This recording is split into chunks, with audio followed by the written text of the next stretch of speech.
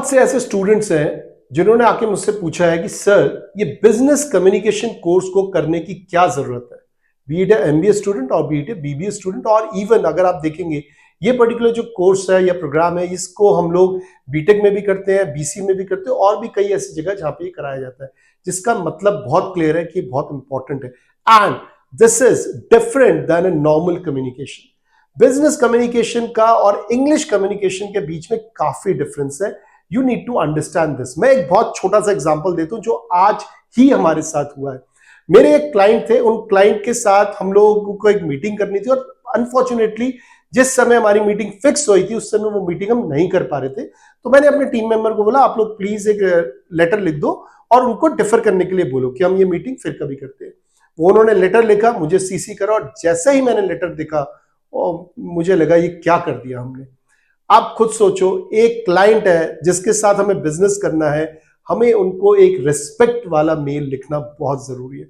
और मेरे team members ने जो उनको मेल लिखा, कोई रिस्पेक्ट नहीं, कोई रिक्वेस्ट नहीं, कोई कुछ नहीं, सिंपल उन्होंने मेल लिख दिया कि आप मीटिंग को डिफर कर दीजिए। ऐसा नहीं चलता है। मैंने उनको बोला ही, उनका एक सवाल था, सर हमारी इंग्लिश तो बिल्कुल ठीक है। Now this is where you need to understand business communication and English communication are two different things. Let's understand and see the core objectives of business communication. सबसे पहला ऑब्जेक्टिव होता है क्लैरिटी एंड अंडरस्टैंडिंग। आपके जो भी thoughts और जो भी चीज आप सामने वाले को बताना चाहते हैं वो पूरी तरीके से क्लियर होना चाहिए, क्लैरिटी उसके अंदर होनी चाहिए, कोई एम्बिग्यूटी ना रह जाए ताकि जो दूसरा बंदा समझ रहा है वो कुछ गलत ना समझे। So you need to understand how to make your thoughts clear जब भी आप किसी और से बात कर रहे हैं या इनफैक्ट लिख भी रहे हैं। So verbal and written communication should be absolutely clear. Second is efficiency and productivity. देखो, अगर मेरी कम्युनिकेशन क्लैरिटी के साथ रहेगी, अगर मैं बहुत क्लियर कम्युनिकेट कर रहा हूं अपने जो थॉट्स है, आइडियाज है, तो ऑब्वियसली एफिशिएंसी और प्रोडक्टिविटी बढ़ेगी, क्योंकि मुझे बार बार रिग्रेस करने की जरूरत नहीं पड़ेगी, एक ही चीज को समझाने की जरूरत नहीं पड़ेगी। नेक्स्ट देखते हैं बिल्डिंग रिलेशनशिप। बहुत इंपॉर्टेंट, जैसे मैंने आपको एग्जांपल दिया। देखो, मुझे रिलेशनशिप बनाना है एक ऑर्गेनाइजेशन में, एक बिजनेस के अंदर। बिजनेस के अंदर रिलेशनशिप बहुत इंपॉर्टेंट रोल प्ले करता है। मैं अपने पीयर ग्रुप के साथ कैसे बिहेव करता हूं, कैसे चिट्ठियां लिख रहा हूं, कैसे मैं उनको एड्रेस कर रहा हूं। आपने देखा होगा कई बार जो कई एमएनसीज है वहां पे सर मैडम नहीं बोला जाता, वहां पे डायरेक्ट नाम से बात की जाती है, और कई ऐसे कंपनीज है जहां पे सर मैडम बोला जाता है। तो आपको कल्चर के हिसाब से अपना जो बिजनेस कम्युनिकेशन है उसको भी डेवलप करना जरूरी है। नेक्स्ट होता है ब्रांड इमेज एंड रेपुटेशन। मैंने अभी आपको बताया, अगर आप अच्छी तरीके से कम्युनिकेट कर रहे हैं अपने क्लाइंट के साथ, that also depicts the brand image of your organisation. आप क्या बोलते हैं, आप क्या बिहेव करते हैं, आपका बिहेवियर कैसा है क्लाइंट के साथ, वेंडर्स के साथ, with in the peer group, वो कंपनी की वैल्यूज और कंपनी के ब्रांड इमेजेस को भी दर्शाता है। नेक्स्ट अगर देखते हैं कॉन्फ्लिक्ट रेजोल्यूशन। यस, कई बार ऐसा देखा गया है कि कई चीजें बहुत ज्यादा गड़बड़ हो जाती है, बहुत ज्यादा बहसाबहसी होनी शुरू हो जाती है। ऐसे केस में कॉन्फ्लिक्ट रेजोल्यूशन के लिए भी हमारी बिजनेस कम्युनिकेशन स्ट्रांग होनी चाहिए। अच्छे वर्ड्स को अगर हम पिक कर रहे हैं, प्रॉपर रिस्पेक्टफुल वर्ड्स को पिक कर रहे हैं, ट्रस्ट बनता है, और वो ट्रस्ट हमारे कॉन्फ्लिक्ट को रेजोल्यूट करता है। फोर्थ पॉइंट है कॉन्फ्लिक्ट रेजोल्यूशन। देखो, कॉन्फ्लिक्ट हमेशा रहेगा। जब भी हम काम करते हैं, कई सारे लोग काम करते हैं, कई लोगों के अपने थॉट्स होते हैं, वो थॉट्स कभी मैप कर जाते हैं औरों के साथ, कभी नहीं करते। तो ऐसे में कॉन्फ्लिक्ट जरूर रहेगा। उस कॉन्फ्लिक्ट को अगर हमें रिजॉल्व करना है तो हमें प्रॉपर अच्छी बिजनेस कम्युनिकेशन चाहिए। लास्ट अगर देखते हैं अडेप्टेबिलिटी एंड टेक्नोलॉजी इंटीग्रेशन। देखो, कई बार ऐसा होता है कि नई टेक्नोलॉजीज आ जाते हैं, नए तरीके आ जाते हैं कम्युनिकेट करने के। बहुत पहले जमाने में हम लोग पेपर पेन से कम्युनिकेट करते थे, फिर वो पीडीएफ वाला कॉन्सेप्ट आया, फिर वो एसएमएस का कॉन्सेप्ट आया, आज के डेट में ईमेल्स का कॉन्सेप्ट है, और इनफैक्ट आज के डेट में हम व्हाट्सएप पे भी काफी कुछ कम्युनिकेट कर देते हैं। सो जो भी कुछ हम कम्युनिकेट कर रहे हैं वो टेक्नोलॉजी पे भी डिपेंड करता है, और जरूरी है कि ऊपर से लेकर नीचे तक हम उन टेक्नोलॉजी को भी अडेप्ट करवाएं जितने भी हमारे मेंबर्स हैं। So these are the objectives of business communication. इस प्रोग्राम को भी हमारे दोनों यंग डायनामिक्स जो टीचर्स हैं, अनुपम एंड रजनी, वही इसको कवर करेंगे। Again we are always there for to take any of your queries. अगर कुछ भी क्वेश्चंस होते हैं आप जरूर उनको कमेंट बॉक्स में लिखिए, हम जरूर उनके आंसर्स देंगे। And also wait for the question answers video.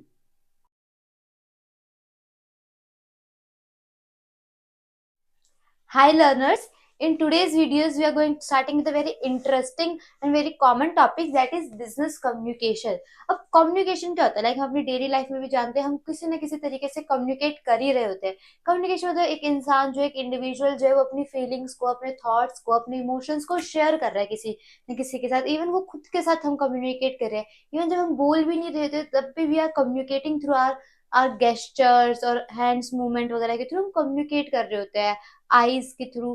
ठीक है, तो हम देखते हैं बिजनेस कम्युनिकेशन क्या होती है. बिजनेस के अंदर कम्युनिकेशन कैसे थोड़ी डिफर करती है, कैसे थोड़ी फॉर्मल होती है, इनफॉर्मल होती है. तो कम्युनिकेशन सबसे पहले आपको ना हेल्प करती है कि आप अपने आइडियाज को, थॉट्स को, फीलिंग्स को शेयर कर सको. और बिजनेस कम्युनिकेशन जो होती है उसके अंदर आपको क्या कहते हैं, एक शेयरिंग होती है इन्फॉर्मेशन की, आइडियाज की. यू शेयर इंफॉर्मेशन, आइडियाज और मैसेज, जिसके अंदर आप क्या है, कोई भी गोल है आपका, कोई ऑब्जेक्टिव है, कोई मैसेज है, कोई स्ट्रेटेजीज है, आप वो बना सको. Even you can also build relationship, क्योंकि अगर आप बेटर कम्युनिकेशन होगी, इफेक्टिव कम्युनिकेशन होगी, तो इट हेल्प्स यू कि आप विद इन द टीम्स, दूसरे ऑर्गेनाइजेशन में, डिपार्टमेंट के साथ, अपने कस्टमर्स के साथ, अपने इंटरमीडिएट सप्लायर्स के साथ एक बेटर कम्युनिकेशन, एक बेटर रिलेशनशिप मेंटेन कर सको. तो बिजनेस कम्युनिकेशन के अंदर क्या होती है, आप क्या शेयर करते हो. बिजनेस किसके ऊपर चलता है, इन्फॉर्मेशन पे, डाटा पे, वो शेयर करते हो, आइडिया शेयर करते हो, मैसेज शेयर करते हो विद इन द ऑर्गेनाइजेशन या अदर अपने शेयर होल्डर्स वगैरह उन सबके साथ भी शेयर करते हो.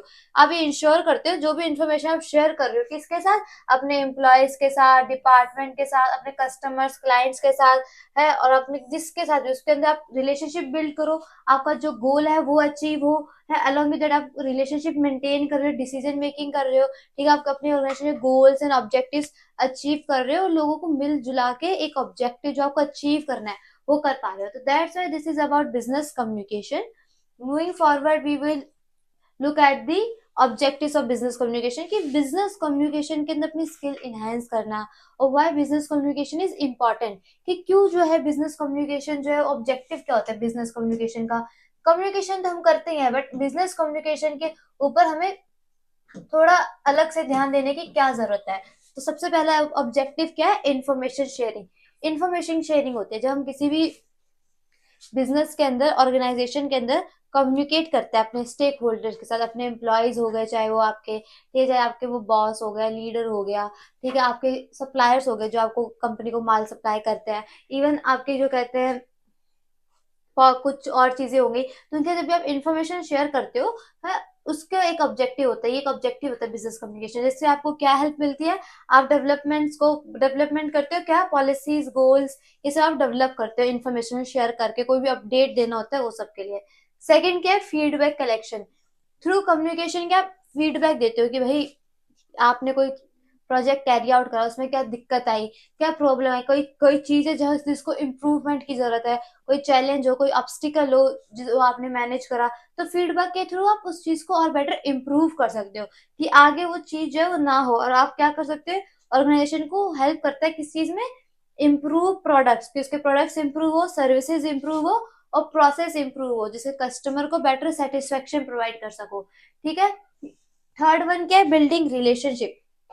अब जैसे हमने बोला, हम कम्युनिकेट करने के लिए हम अपने इमोशंस वगैरह को शेयर करते हैं, फीलिंग्स को शेयर करते हैं, तो हम उससे रिलेशनशिप बिल्ड करते हैं, क्योंकि through clear and concise communication हम क्या कर सकते हैं, हम ट्रस्ट बिल्ड करते हैं लोगों के अंदर, अंडरस्टैंड करते हैं कि सामने वाला क्या चाह रहा है.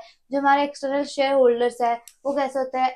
कम्युनिकेशन के थ्रू हम पॉजिटिव वर्क एनवायरनमेंट भी इवन करते हैं. ठीक है, कस्टमर की लॉयल्टी बिल्ड करते हैं, क्योंकि अगर आपको पता होगा कि आप ऑर्गेनाइजेशन कर क्या रही है, अगर हम वो कम्युनिकेट करेंगे, ट्रांसपेरेंसी रखेंगे अपनी कम्युनिकेशन के अंदर, अपने सप्लायर्स, अपने कस्टमर्स के साथ, तो कस्टमर को जो है हमारे साथ ट्रस्ट बिल्ड होगा, उनको पता रहेगा कि वही कंपनी क्या क्या काम कर रही है. तो रिलेशनशिप बिल्ड करने में ये हेल्प करता है, और एक पॉजिटिव वर्क एनवायरनमेंट क्रिएट करता है, एक ट्रस्ट बिल्ड करता है, अंडरस्टैंडिंग क्रिएट करता है, कस्टमर की लॉयल्टी जो है वो इंक्रीज करता है. Moving forward with the fourth thing, that is facilitating decision making. अब डिसीजन मेकिंग को कैसे फैसिलिटेट करता है, by providing clear, timely and relevant information. जब हमने इन्फॉर्मेशन की बात हुई है, उस इन्फॉर्मेशन को प्रोवाइड करते हैं, जैसे मैनेजर्स को, एम्प्लॉयज को डिसीजन मेकिंग में हेल्प होती है, जिसकी वजह से फैसिलिटेट करता है बेटर डिसीजन मेकिंग को. Fifth one is problem solving. अब नेक्स्ट आपका क्या होता है, ऑब्जेक्टिव प्रॉब्लम सॉल्विंग। कम्युनिकेशन में तो आप प्रॉब्लम सॉल्व करते हो, क्योंकि इन कम्युनिकेशन क्या है, आप शेयर करते हो ना कि आपको क्या प्रॉब्लम आ रही है, क्या नहीं हो रहा, आपको सॉल्यूशन की जरूरत होती है। तो जब आप शेयर करते हो, कम्युनिकेट करते हो किसी के भी साथ में, टीम मेंबर्स के साथ, चाहे अपने किसी सबऑर्डिनेट या सुपीरियर बंदे के साथ, जैसे कहते हैं हेल्प करता है कि आपको आप आइडेंटिफाई कर सके, एनालाइज कर सके और प्रॉब्लम को सॉल्व कर सके। ठीक है, और मिनिमाइज क्या होगी, प्रॉब्लम सॉल्विंग से आपको क्या होगा, मिसअंडरस्टैंडिंग का कोई कॉन्फ्लिक्ट होगा वो मिनिमाइज हो जाएगा। क्योंकि हो सकता है कभी कभी प्रॉब्लम जो वो मिसअंडरस्टैंडिंग्स की वजह से प्रॉब्लम्स हो रही हो, कॉन्फ्लिक्ट्स आ रहे हो, तो थ्रू कम्युनिकेशन हम क्या उनको सॉल्व कर सकते हैं। Moving next, that is motivation and engagement. अब आपको अपने सुना होगा जो मोटिवेशनल टॉक्स होते हैं कि लोग अपनी बातों से जिस तरह से बताते हैं, जिस तरह से बात करते हैं, जो वो बात करते हैं उस तरह से लोगों को मोटिवेट करते हैं। तो थ्रू बिजनेस के अंदर भी आप कम्युनिकेशन के थ्रू लोगों को मोटिवेट कर सकते हो, एंगेज कर सकते हो। इम्प्लॉयज में से मान लो आपको मोटिवेटेड नहीं है ना, तब उसको मोटिवेट कर सकते हो बता के कि नहीं यार ऐसी बात नहीं है, यू आर डूइंग वेल। कुछ कुछ ऐसे पावर वर्ड्स होते हैं जिनका आप यूज करके यू कैन मोटिवेट अदर्स। ठीक है, आप इनको बता सकते हो, एंगेज कर सकते हो, भाई कंपनी का गोल है, ये तुम्हारा कॉन्ट्रीब्यूशन है, तुम्हारे लिए कितने इंपॉर्टेंट हो। ये सब बातें करके आप उनके इन्वॉल्वमेंट को भी एंगेज कर सकते हैं, अपने आइडियाज वगैरह शेयर करें, अपना थॉट शेयर करें, कुछ नई चीजें उनके दिमाग में आ रही तो वो शेयर करें। तो इससे आप मोटिवेट एंगेज करते हैं। Last one is persuasion influence. Through communication जिस तरह से एक लीडर जो होता है, जैसे वो बात करता है उसमें एक पावर होती है, उसकी वॉइस के अंदर एक अथॉरिटी आपको दिखाई देती है, सुनाई देती है। तो जिससे आप इन्फ्लुएंस कर सकते हो डिसीजन मेकिंग को, एक्शंस को, हेल्प करते हो कि जो सारे के सारे मेंबर्स है कंपनी के, वो कंपनी के गोल्स एंड वैल्यूज के साथ ही काम करे। तो these are the various objectives of communication. Along with that हम इनको क्या कहते हैं, इंपॉर्टेंस भी बोल सकते हैं।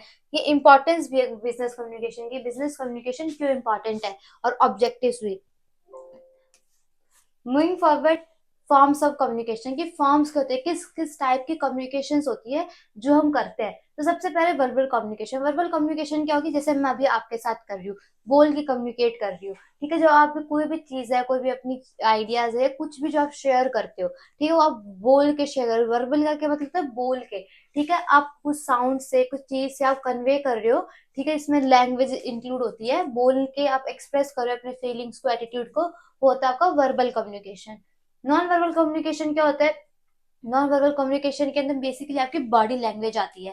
जैसे अगर कुछ, जैसे साइन लैंग्वेजेस होती है, वैसे लैंग्वेज होती है। आप जो कुछ बोल नहीं होते, कुछ उसमें आपके मुंह से कुछ वर्ड्स निकल नहीं रहे होते, बट आपकी बॉडी लैंग्वेज जो बोलती है, लाइक जो आपके आईज की मूवमेंट होती है, आपके हैंड्स के जो गेस्चर्स होते हैं।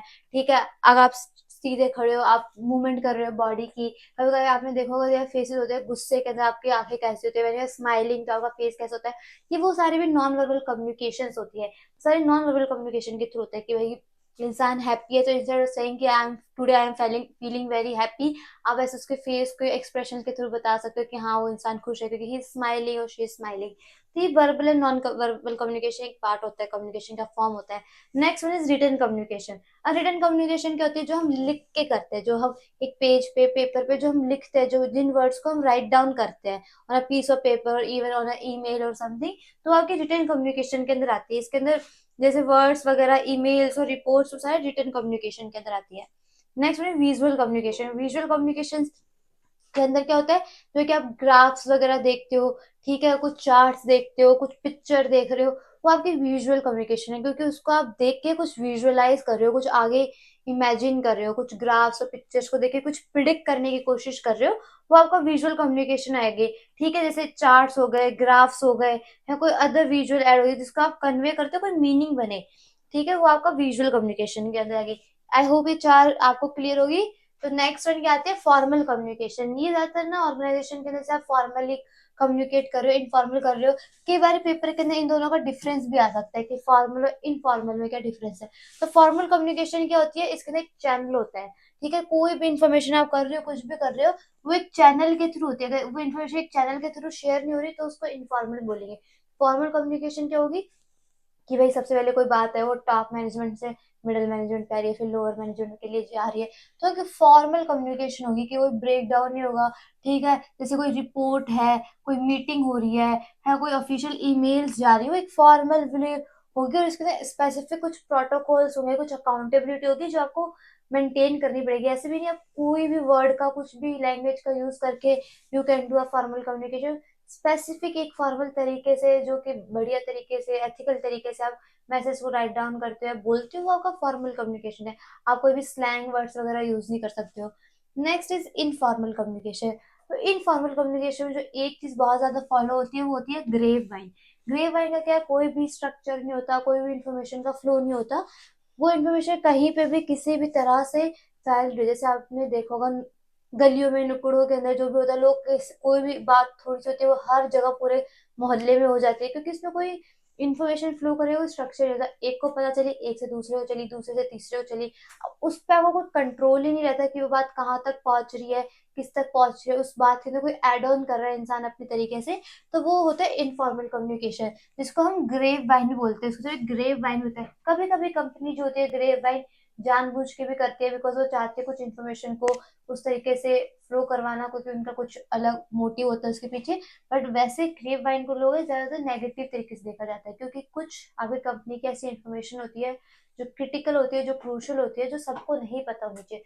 तो कुछ हो सकता है वो कॉम्पिटिटर जो है उसका एडवांटेज ले सके। तो इनफॉर्मल कम्युनिकेशन जो होती है वो कैजुअली थोड़ी अकर्स होती है, किसी के पीछे से एम्प्लॉयज होते हैं, पीयर्स होते हैं, अपने आप आपस में कोई भी लंच टाइम में बात करें, कोई बात कर रहे हैं, तो थोड़े इनफॉर्मल कम्युनिकेशन के अंदर ही कुछ कैजुअल कन्वर्सेशन के अंदर आ गए।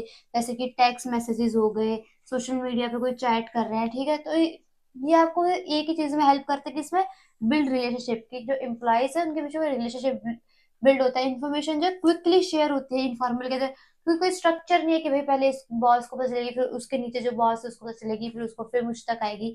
तो कुछ स्ट्रक्चर नहीं होता, तो ज्यादा जल्दी इन्फॉर्मेशन शेयर होती है। इसलिए कई बार कंपनी जो ग्रेव वाइन का यूज करती है, और इसके अंदर थोड़ा टाइम रहता है, लॉन्ग टेकिंग होती है, स्ट्रक्चर होता है, स्पेसिफिक फॉर्मेट होता है। तो ये इनफॉर्मल फॉर्मल है।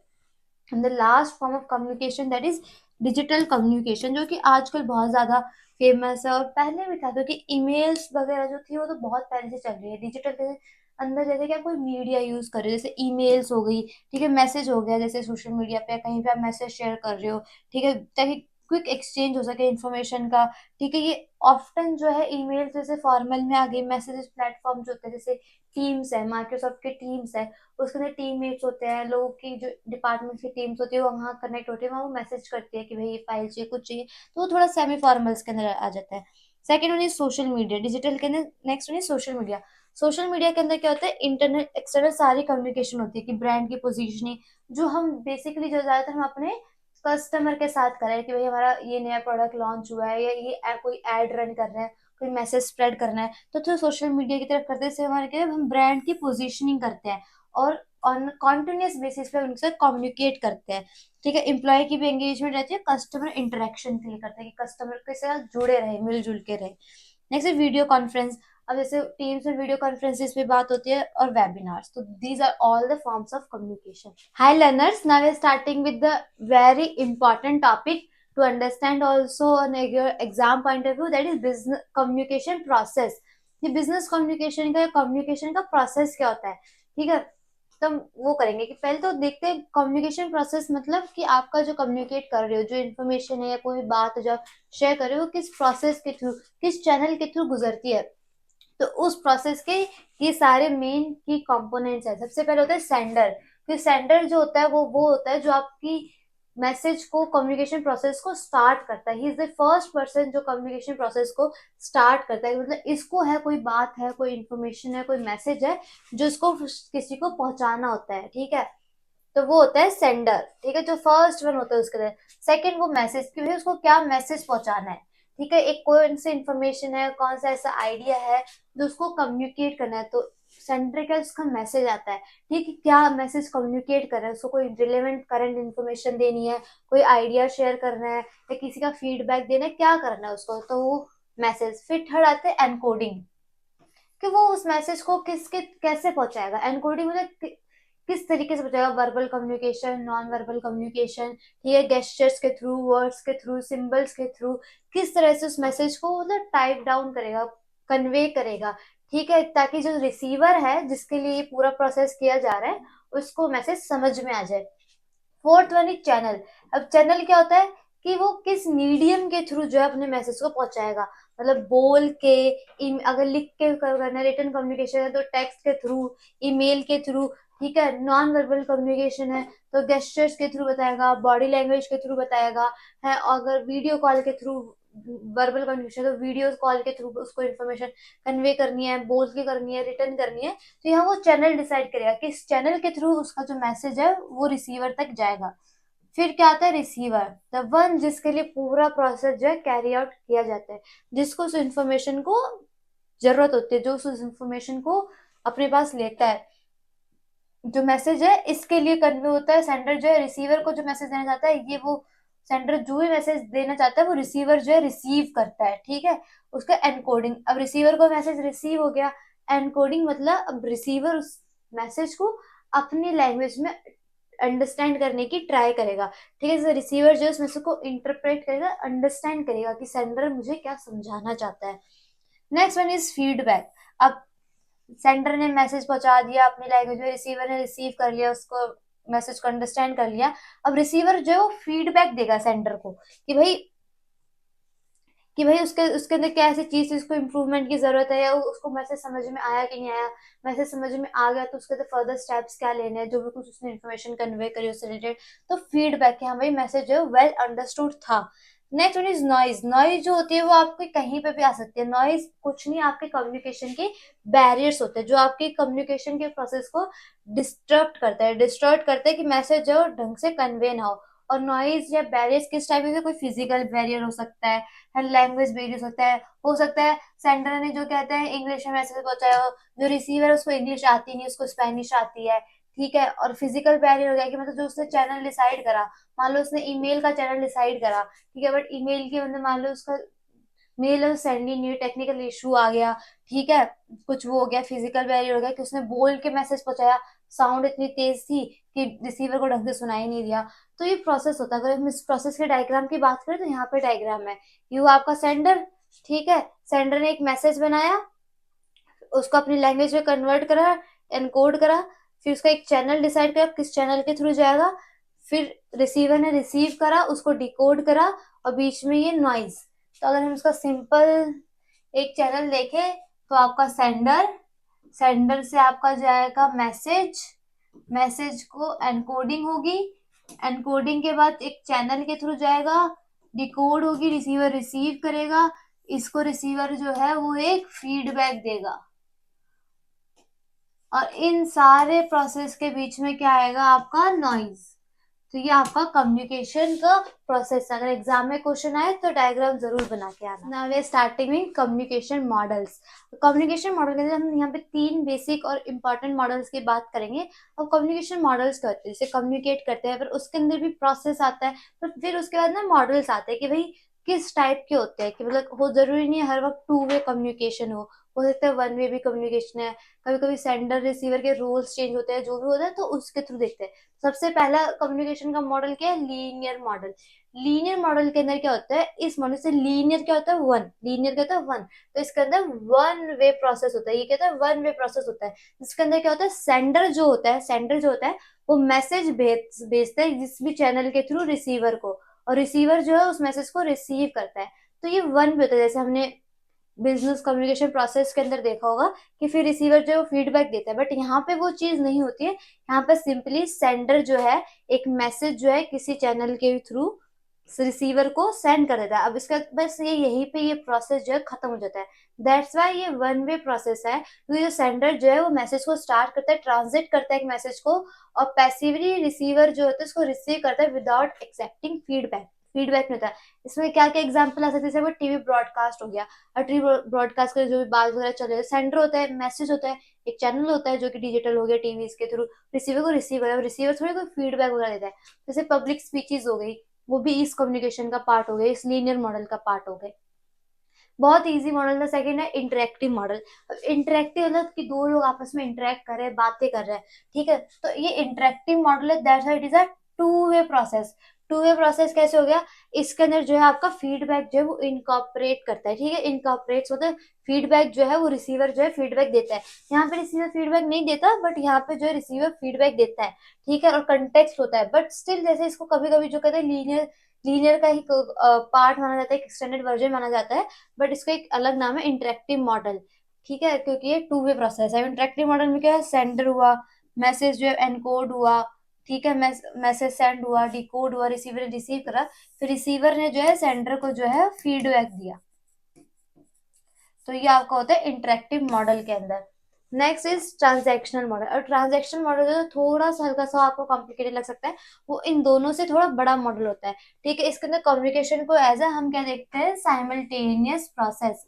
इसके अंदर कम्युनिकेशन साइमल्टेनियस प्रोसेस देखते हैं। सो दोनों पार्टी जो है, जो सेंडर है जो रिसीवर, वो एक दूसरे का काम करती है, मतलब उनको सेंडर रिसीवर पार्टी जो है, हो सकता है कभी कभी सेंडर जो है एज रिसीवर एक्ट कर रहा है, रिसीवर जो है एज सेंडर एक्ट करता है, एक्सचेंज करते हैं मैसेज को, फीडबैक को, इमोशंस को, ठीक है। डायनेमिक होती है, इन्फ्लुएंस करते हैं कंटेक्स्ट और कॉन्टिन्यूस फीडबैक। अब जैसे हम इसकी बात करें, इस प्रोसेस की बात करें, जैसे सेंडर है, सेंडर भी है रिसीवर भी, दोनों साथ में लिखा हुआ है, तो सेंडर कभी कभी रिसीवर का काम भी करता है, ठीक है। सेंडर ने एक मैसेज भेजा किसी चैनल के थ्रू, इधर भी कोई सेंडर रिसीवर दोनों हो सकते हैं, और ये चैनल एक्सचेंज होता है, बीच में यहाँ पे दोनों तरफ फीडबैक चलता है, फीडबैक, और यहाँ पे नॉइज भी आ सकती है इन दोनों चैनल्स के थ्रू।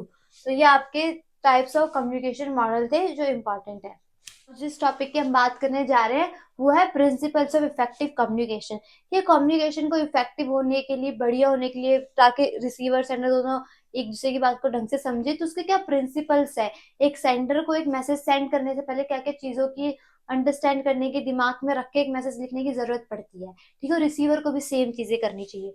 तो उन प्रिंसिपल्स की हम बात करेंगे। तो जैसे आप यहाँ देख सकते हैं, यहाँ पे 10 पॉइंट्स है, जो स्टार्टिंग के जो 7 पॉइंट्स है, इनको लेके एक अलग क्वेश्चन भी बन सकते हैं, आपने अलग तरीके से पढ़ा होगा, that are 7 Cs of communication. 7 Cs जो होते हैं वही आपके इफेक्टिव प्रिंसिपल्स होते हैं कम्युनिकेशन के लिए। तो सबसे पहले जो क्या है, हम 7 सीज की बात करेंगे कि हाउ दो 7 सीज आपके कम्युनिकेशन को इफेक्टिव बनाने में हेल्प करते हैं। फिर यहाँ पे कुछ और भी प्रिंसिपल्स है।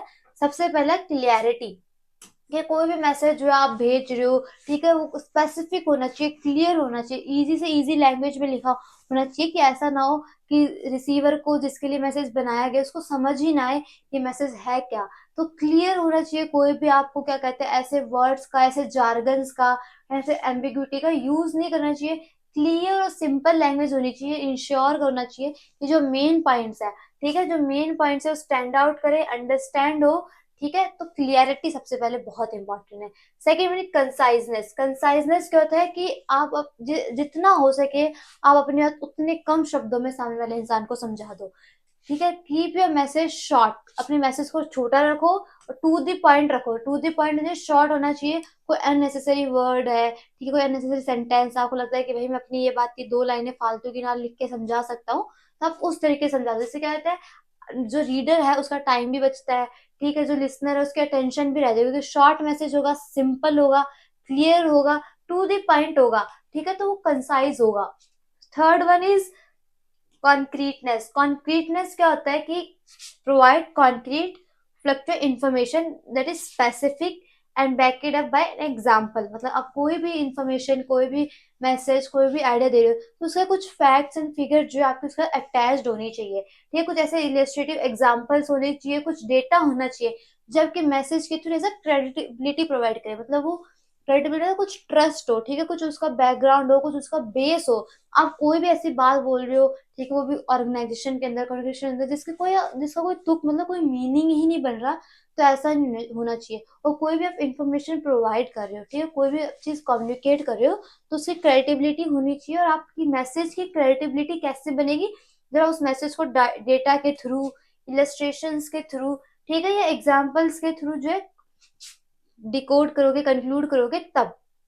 Fourth one is correctness. अब आप कोई भी फैक्ट्स एंड फिगर्स जो है, डेटा जो है प्रोवाइड कर रहे हो, तो वो चीज करेक्ट भी होनी चाहिए। अलॉन्ग विद दैट आप कोई भी सेंटेंस लिख रहे हो, ठीक है, किसी टाइप का कम्युनिकेशन चैनल भी यूज कर रहे हो, चाहे आप बोल के कम्युनिकेशन कर रहे हो चाहे लिख के कर रहे हो, तो आपको ग्रामेटिकल जो एरर्स होती है, ठीक है, कोई स्पेलिंग मिस्टेक्स होती है, वो सब नहीं होनी चाहिए। बिकॉज आपके कंटेक्स्ट में आपने कुछ और मैसेज लिखा, पर हो सकता है रिसीवर को फिर due to some spelling mistakes और ड्यू टू सम किसी गलत प्रोनाउंसिएशन की वजह से उसको कुछ और समझ में आ जाए, ठीक है। तो आपको इंश्योर करना चाहिए कि आपको जो मैसेज है वो फ्री फ्रॉम एरर्स, एरर्स से जो है फ्री हो, ठीक है, कोई भी ग्रामर, स्पेलिंग, मैसेज ना हो, एक्यूरेसी हो, और इन्फॉर्मेशन जो बिल्कुल प्रोफेशनलिज्म वे के अंदर कन्वे करनी चाहिए विदाउट एनी मिसअंडरस्टैंडिंग।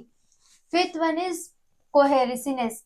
कोहेरेंस क्या होता है कि आपका जो मैसेज है एक लॉजिकल वे के, एक स्ट्रक्चर वे के अंदर ऑर्गेनाइज होना चाहिए। ऐसा ना हो जैसे सबसे पहले आपको इंट्रोडक्शन देना है, ठीक है, बट आपने सबसे पहले स्टार्ट कर दिया बोलना कि भाई आज का टॉपिक ये है, हम ये बात करेंगे, फिर आप अपना इंट्रोडक्शन दे रहे हो। तो ऐसा नहीं होना चाहिए। सबसे पहले से आपको कंपनी का बैकग्राउंड कवर करना है, ठीक है, फिर आपको प्रॉब्लम आइडेंटिफाई करना है, फिर सॉल्यूशन देना है, ठीक है। तो आप पहले स्टार्ट कर दो प्रॉब्लम क्या है, फिर आप कंपनी का बैकग्राउंड दो। तो ऐसा नहीं होना चाहिए। एक स्ट्रक्चर वे होना चाहिए इन्फॉर्मेशन कन्वे करने का। उसके जो पॉइंट्स है, जो भी आप इन्फॉर्मेशन कर पॉइंट्स है, वो साइमल्टेनियसली कनेक्टेड होने चाहिए। भाई एक के बाद एक, जैसे कि एक स्टोरी चलती है ना कि एक के बाद एक चीज कनेक्ट होती रहती है, ठीक है, उस तरह से आपको कनेक्टेड होनी चाहिए सीमलेसली, जिससे होता है इजी होता है रिसीवर के लिए उस चीज को फॉलो करना और अंडरस्टैंड करना। Six one is completeness. आपको कंसाइज रहना है, शॉर्ट रखनी है इन्फॉर्मेशन, टू द पॉइंट रखनी है, कॉन्क्रीटनेस रखनी है, बट ऐसा ना हो कि शॉर्ट और क्लियर इन्फॉर्मेशन के चक्कर में आधी अधूरी इन्फॉर्मेशन प्रोवाइड करो। कंप्लीटनेस होनी चाहिए, मतलब थोड़े शब्द यूज करके आप इन्फॉर्मेशन जो दे रहे हो वो पूरी कंप्लीट और पूरी देनी चाहिए। नेसेसरी इन्फॉर्मेशन जो पूरी इंक्लूड होनी चाहिए, जिससे रिसीवर को जो है सब कुछ समझ में आ जाए, जिससे क्या वो आपके इन्फॉर्म डिसीजन बना सके और रिस्पॉन्ड कर सके उस इंफॉर्मेशन के appropriately. Last of seven Cs is courtesy. Courtesy मतलब रिस्पेक्टफुल। जिससे भी आप बात करो, इसको आप इंफॉर्मेशन कन्वे कर रहे हो, यू शुड बी रिस्पेक्टफुल, ठीक है। कोई रिस्पेक्ट में रखे, कोई बदतमीजी से या कोई भी इस तरीके से इस टोन के अंदर, स्पीच के अंदर आपको कोई भी चीज कन्वे नहीं करनी है। You should be respectful, have some harmony. और उसके बाद आपको कंसिडरेट करके कि सामने वाले की कुछ फीलिंग्स को, पर्सपेक्टिव को आपको जो है मैसेज जो है वो सेंड करना चाहिए। पोलाइट लैंग्वेज का यूज करना चाहिए, एम्पैथी शो करनी चाहिए और हेल्प करना चाहिए। पॉजिटिव रिलेशनशिप जो है वो बिल्ड हो सके। इसके अलावा इन सेवन सीज के अलावा कुछ अलग प्रिंसिपल जो आपको कंसीडर करना चाहिए इफेक्टिव कम्युनिकेशन के लिए। फीडबैक, फीडबैक देना बहुत जरूरी है। जैसे आपको आपके क्या कहते हैं वीक पॉइंट्स का पता चलेगा, आपको एरियाज ऑफ इम्प्रूवमेंट्स पता चलेंगे। तो कंसिडर करना चाहिए फीडबैक को, कंस्ट्रक्टिव फीडबैक देना चाहिए जो आपको हेल्प करे टू इम्प्रूव, ठीक है। और कभी भी फीडबैक को एज ए नेगेटिव और उस तरीके से नहीं लेना चाहिए। Next is timeliness. और जो मैसेज आप डिलीवर कर रहे हो वो एक स्पेसिफिक पीरियड ऑफ टाइम के अंदर, जो इम्पोर्टेंट टाइम है उसी के बीच में कन्वे करना चाहिए। क्योंकि कि अगर मान लो टाइम निकल गया तो उस इन्फॉर्मेशन का बाद में शेयर करने से कोई मतलब नहीं होता। It will lose its value. अगर वो टाइम जो निकल गया उसके बाद कोई भी इन्फॉर्मेशन शेयर कर रहे हो तो उसका कोई मतलब नहीं रह जाएगा। तो जो मैसेज आप डिलीवर कर रहे हो वो इम्पैक्ट होना चाहिए डिसीजन मेकिंग पे और एक्शंस पे, ताकि एवरीवन जो है उस चीज को लेकर इन्फॉर्म रहे। And last and consideration. Consideration is like courtesy only, कि आप रिसीवर को अंडरस्टैंड करें, उसके पर्सपेक्टिव को, उसके नीड को, उसके इमोशन को, और उसके हिसाब से आप अपने मैसेज को टेलर करें या बनाएं।